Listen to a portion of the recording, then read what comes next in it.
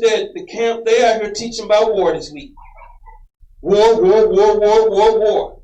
World War III, where this war, that war.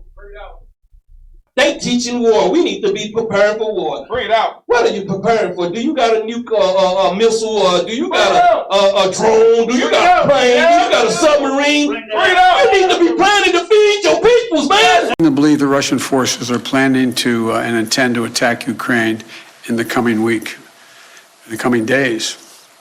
We believe that they will target Ukraine's capital, Kyiv, a city of 2.8 million innocent people. We're calling out Russia's plans loudly and repeatedly, not because we want a conflict, but because we're doing everything in our power to remove any reason that Russia may give to justify invading Ukraine and prevent them from moving. Make no mistake, if Russia pursues its plans, it will be responsible for a catastrophic and needless war of choice. The United States and our allies are prepared to defend every inch of NATO territory from any threat to our collective security as well. We also will not send troops in to fight in Ukraine, but we will continue to support the Ukrainian people. The United States and our allies and partners will support the Ukrainian people. We will hold Russia accountable for its actions. The West is united and resolved. We're ready to impose severe sanctions on Russia if it further invades Ukraine. But I say again, Russia can still choose diplomacy. But if Russia takes military action before that date, we'll be clear that they have slammed the door shut on diplomacy. They will have chosen war, and they will pay a steep price for doing so, not only from the sanctions that we and our allies will impose on Russia, but the moral outrage the rest of the world will visit upon them. Europe is united. The transatlantic community is united. Our political parties in this country are united. The entire free world is united. Russia has a choice between war and all the suffering it will bring, or diplomacy that will make a future safer for everyone.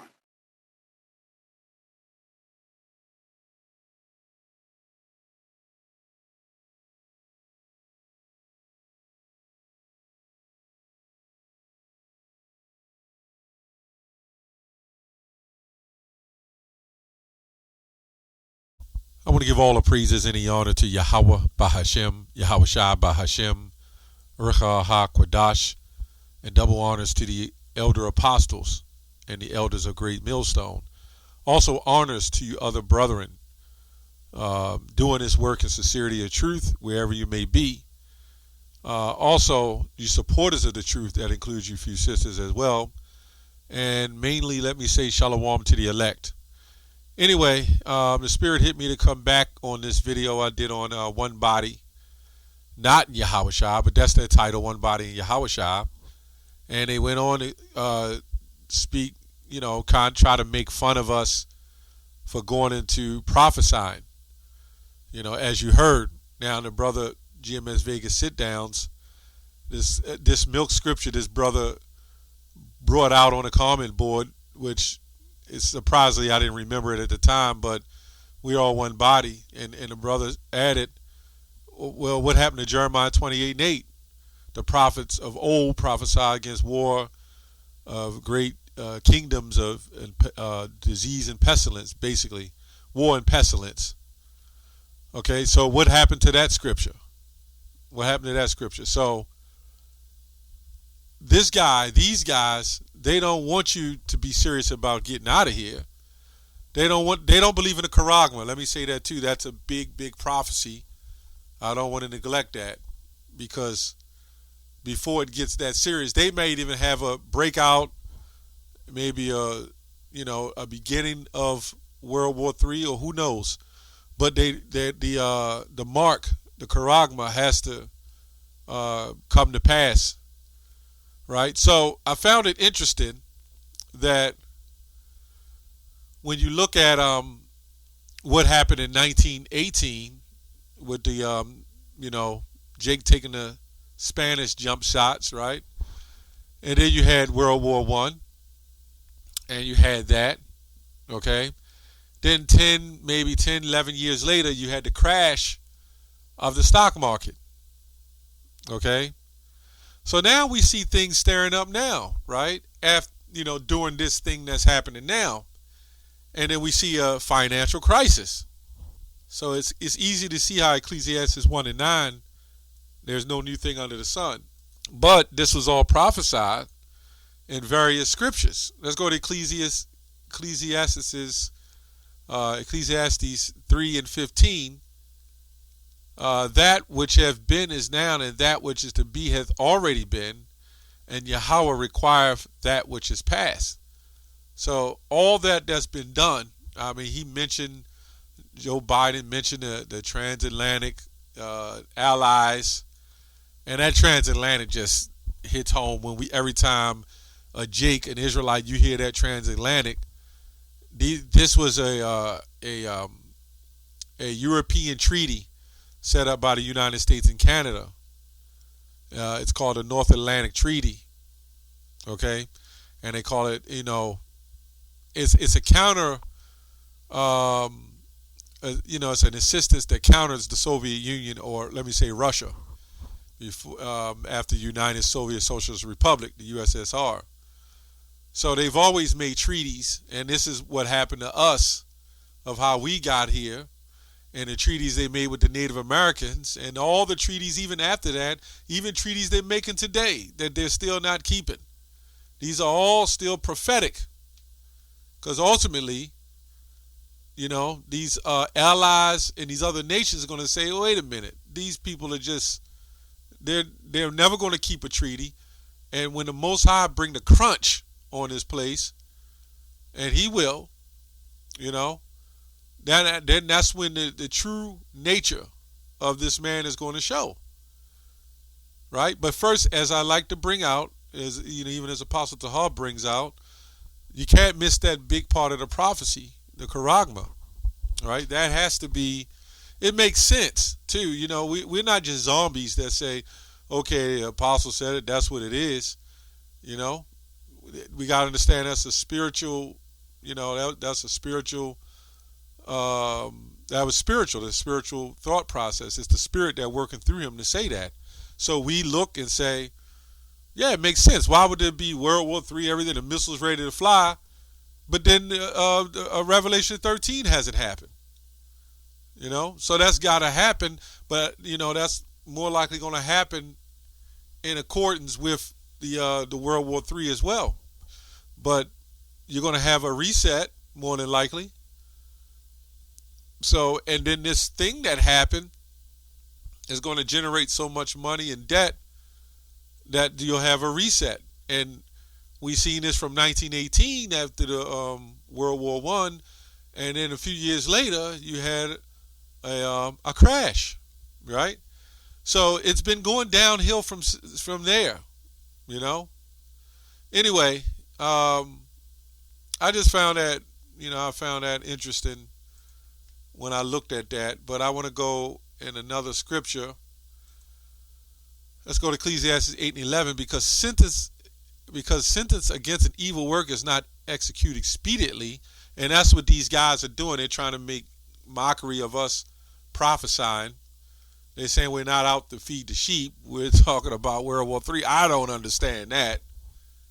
That's a part of feeding the sheep. Ecclesiastes, Ezekiel, the 3rd chapter, to warn the people. I don't understand that. But all the prophets, so that would be saying all the prophets in the book, they need to be worrying about waking up people instead of telling them what's coming, telling them, prophesying or what's going to happen. So so John the Revelator, it should be exempt and wiped out of the Bible. Then he should just make his whole book on feeding the sheep. This is what this guy is saying. It says, therefore the heart of the sons of men is fully set in them to do evil. That's these guys, man. Let's go to Habakkuk 2 and 3. 2 and 3. It says, for the vision is yet for an appointed time, but at the end it shall speak and not lie. Though it tarry, wait for it. So what if this wasn't in the Bible? What if these guys' ideology said in the book of Habakkuk, well, look, don't worry about There's stuff that's just going on. You ain't got a missile, you ain't got a rocket, or you ain't got an arrow. You ain't got weapons. The weapons of our warfare are not carnal. What did David say to the Philistine? Though you come to, I think in Samuel 17th chapter, though you come to me with a sword and with a spear, but I come to thee in the name of the Lord. So our warfare is not on the warfare that these people are on in this world. So no, we don't need a rocket launcher. We don't need a gun or a drone. These guys are out of their damn mind. Right? So, but at the end it shall speak and not lie, though it tarry. Wait for it, because it shall surely come to pass. So we look up this word tarry, and it says to linger, wait, to delay. So every time we see these stories and they pop up and it seems like it goes back down, like a hanger you keep bending back and forth, and what happens? It gets hot and a hanger snaps. Scriptures also speak about a woman in travail, to give birth, the labor pains, and then suddenly the baby comes, So anyway, behold, his soul which is lifted up is not upright in him, but the just shall live by faith. Not this guy, not those guys, man. Those phony Israelite groups, they're not living by faith. They're not living on, they don't believe Yahushua worked miracles. They don't believe in the Revelation 13, the Charagma. Obviously in this video you hear they don't believe in, speaking on World War III. They just want to build their schools, get black people out there, and yell and scream at the white man. I think that's all they want to do. Yea, also because he transgresseth by wine, he is a proud man, neither keepeth at home, who in the largest of his desire is hell. And this is why we read on this. This is why I put the clip in there, of what's going on. And now you're getting, as in Matthew 24, nation against nation, kingdom against kingdom. Let me say that. And is as death and cannot be satisfied, but gather unto him all nations, and heapeth unto him all peoples. So all that stuff happened with the transatlantic situation. Well, guess what? We're the only ones that are not allowed to say what goes around come around. But they can say, well, 9/11, we will not rest until they pay for the sins of what they've done. Verse 6, shall not all these things take up a parable against him, and a taunting proverb against him, and say, woe to him that increaseth that which is not his? How long? And to him that layeth himself with thick clay.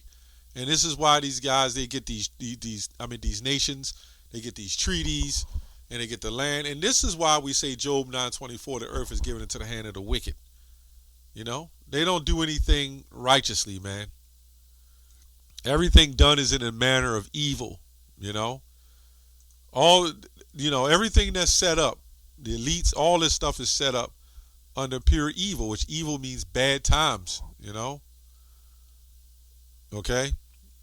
I'm just trying to hit points, because I'm not going to make the video long, because thou hast spoiled many nations. All the remnant of the people shall spoil thee because of men's blood, right? And for the violence of the land of the city and of all that dwell therein, right? So I could read the whole thing, but this is to the point that all these nations are going to turn on Babylon, man, right? And destroy it off the face of the earth, right? But this is why I'm going into the Charagma. Let me go let me go out down to here. It says, but of that day, Matthew 24:36, but of that day and hour knoweth no man, nor the angels of heaven, but the Father only. But as the days of Noah, where so shall also the coming of the Son of Man be. For as the days that were before the flood, they were eating and drinking and marrying and giving into marriage, until the day that Noah entered into the ark, and knew not until the flood came and took them all away.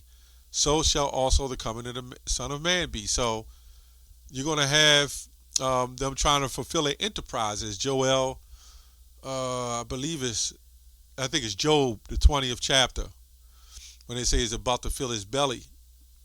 And then that's when the Most High is going to rain judgment on Babylon. Okay, so I just wanted to bring this out to the fact that though it tarry, wait for it. And we're going to continue to prophesy, because we call it, first of all, to be a preacher means to be a prophet. And these guys are false preachers or false prophets. Okay, they don't know the truth. They ain't for the truth. They're for their own belly. That's why the scriptures in Romans says, for good words, I think Romans 16, for good words and fair speeches deceive the hearts of the simple. That's why he's speaking and they like, yeah, that's right. The same chorus, so to speak, man. Anyway, that's all I have on that. Shalom.